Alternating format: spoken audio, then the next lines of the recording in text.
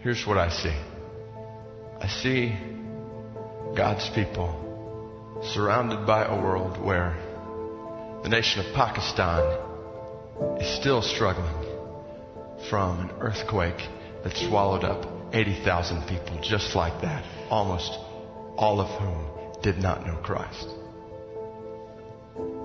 I see the nation of Indonesia, the world's largest Muslim-dominated nation, that over the last couple of years has seen 250,000 people die in natural disasters, tsunamis and earthquakes, leaving hundreds of thousands of others homeless, susceptible to all kinds of diseases and hungry.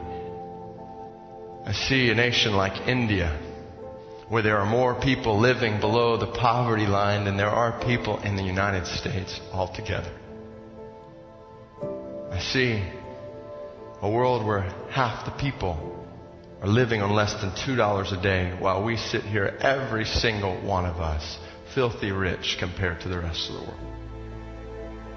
I see a world where our dogs and our cats are eating better than our brothers and sisters in the Sudan. Where last week alone, 50,000 people died of AIDS.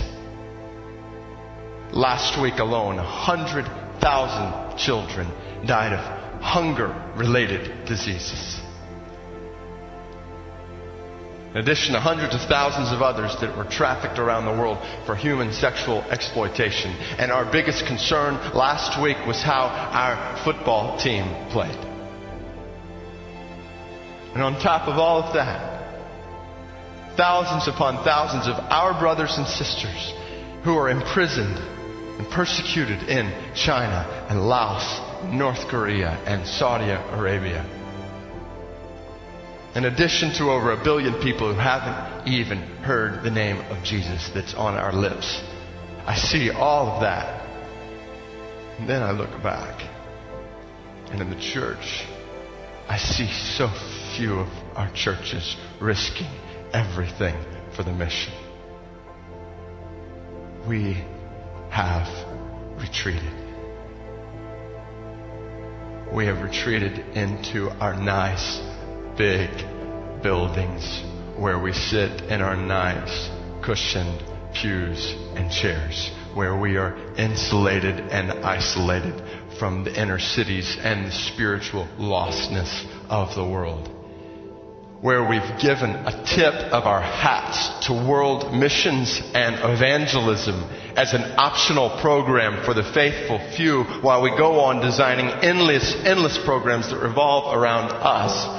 And when we should be on the firing lines for God, when our people should be on the firing lines for God, most of them are still in the nurseries of our churches drinking spiritual milk.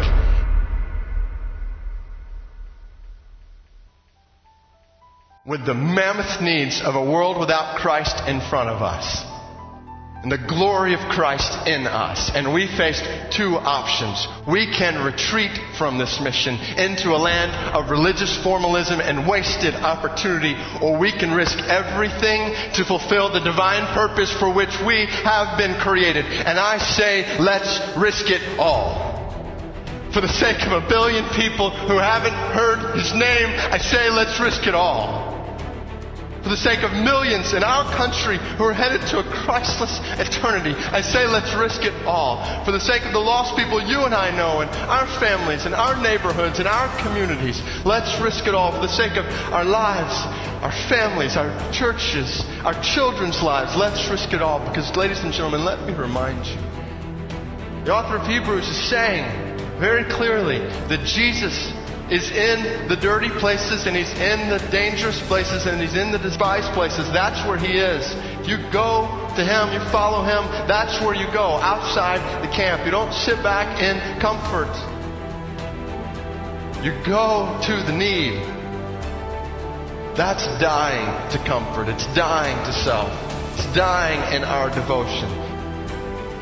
We are aliens and strangers on this earth, and we are looking for another country, a country that is not our own. And God is not ashamed to be called our God, because He has prepared a city for us. And we will suffer disgraces for the sake of Christ, because we are looking ahead to our reward. You go to the dirty and the despised and the dangerous because you're convinced that the glory of Christ is worth it.